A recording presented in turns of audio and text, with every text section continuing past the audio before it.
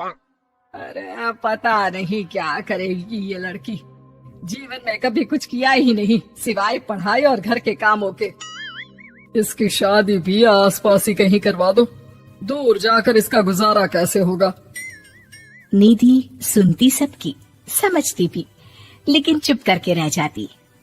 एक दिन पिता के दोस्त अपने परिवार के साथ निधि के घर खाने पर आते हैं। उनकी बेटी बहुत ही स्मार्ट होती है। दीदी बेटा, वीणा के साथ बात करो। देखो अंकल की बेटी भी आई है उनके साथ। निधि वीणा के साथ वहीं बैठ जाती है। चलो ना अंदर चलते हैं, यहाँ कहाँ बड़े लोगों के बीच बैठे। निधि माँ की तरफ देखती है और अंदर चली जाती है। वैसे मैंने ना अपना चैनल खोला है, तुम सब्सक्राइब करना उसमें। मैं ना ब्यूटी और फैशन की बात करती हूँ। ये देखो। ओह, इतने सारे लोगों के सामने तुम कैसे इतना बोल लेती हो?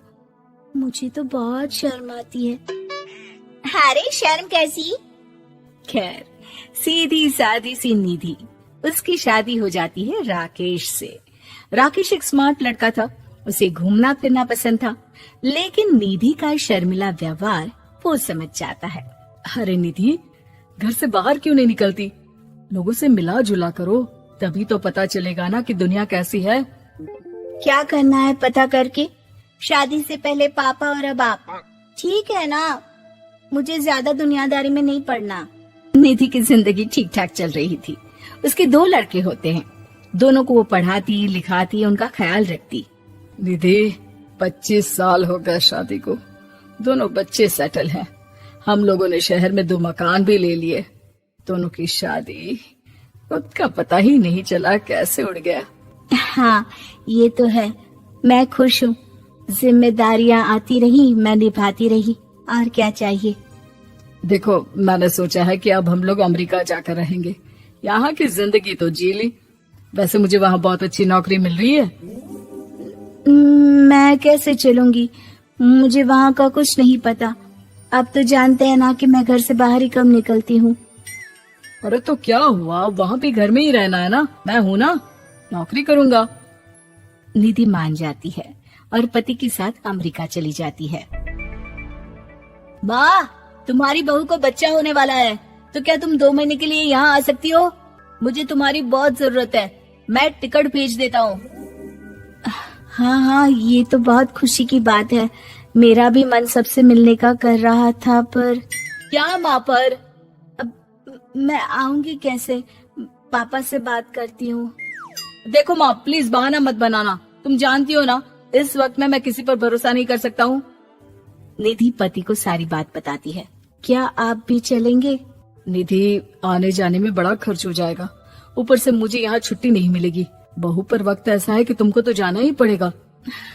मैं अकेले दुकान तक तो नहीं जा पाती, इतनी दूर भारत कैसे जाऊंगी, मुझसे नहीं होगा। लेकिन सबके कहने पर निधि को जाना ही पड़ता है।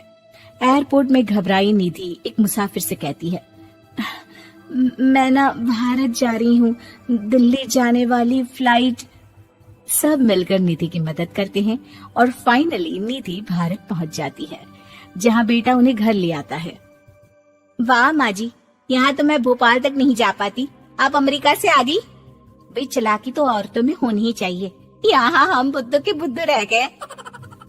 निधि इतनी दूर और लंबा सफर करके थक जाती है, वो चुपचाप बैठ जाती है। बैठना नहीं है माँ जी, बच्चा पकड़ना है, ये लीजिए। और हाँ, घर का काम तो मैं करूंगी नहीं, जानती है ना शरीर कच्चा सा है, तो मुन्ने को सुलाकर कुछ बना लीजिएगा। निधि को बहू का व्यवहार बहुत बुरा लगता है। जैसी भी थी, पिता और पति की हमेशा लाडली रही थी निधि। निधि बेटे की तरफ देखती है। माँ, वो काम वाली कोई मिल नहीं रही है ना, मैं देखने की कोशिश तो कर रहा हूँ, जैसे ही मिल जाएगी वो संभाल लेगी सारा काम। अरे कैसी बात कर रहे हो?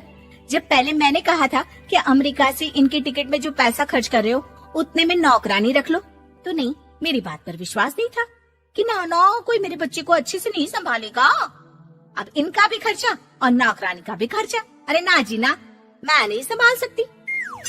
निधि जैसे तैसे 2 महीने रहकर वापस अमेरिका चली जाती है, लेकिन वहां जाते ही जैसे राकेश उसे देखता है, उसके गले लग जाता है। ये क्या हालत बना रखी है निधि, कैसी लग रही हो? खाना नहीं खाती थी क्या? क्या हो गया? निधि पति से कुछ नहीं कहती, बस रोती ही चली जाती है। मैं नहीं चाहूंगी कभी भी भारत, आप मुझे हमेशा यहीं रखना अपने पास। राकेश बेटे को फोन करता है। तुम्हारी माँ की जो दुर्दशा करके तुमने भेजा है ना, मुझे पता होता तो मैं अपनी बीवी को कभी तुम्हारे पास नहीं भेजता। पापा, आप तो रीना का नेचर जानते हैं ना, वो माँ पर हावी रहती थी। अब मैं तो ऑफिस चला जाता था, वो माँ पर जुल्म करती है, और माँ भी इतनी सीधी है कि चुपचाप सहती रही। मुझे माफ कर दीजिए पिताजी। खैर, राकेश कहता भी क्या, प्यार दुलार के साथ अपनी निधि को संभालने में लग जाता है। लेकिन कहते ना, वक्त हमेशा एक सा नहीं रहता। अमेरिका में ही राकेश की मृत्यु हो जाती है और निधि अकेली रह जाती है। बड़ा बेटा कहता है, माँ भारत चलो ना, हम लोग साथ रहेंगे। निधि को जैसे ही वो सब सीन्स याद आते हैं वो परेशान हो जाती है। समझ में नहीं आता कि पति के बिना अब जीवन कैसे चलाएगी। मैंने सारा जीवन घर का काम किया, घर देखा और जिंदगी चलाई, लेकिन जिस घर में रही सबने प्यार दिया, मैं वहां नहीं जाना चाहती।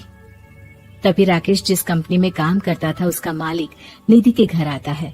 वो भी भारतीय ही होता है। दीदी, राकेश ने आपके बारे में बताया था।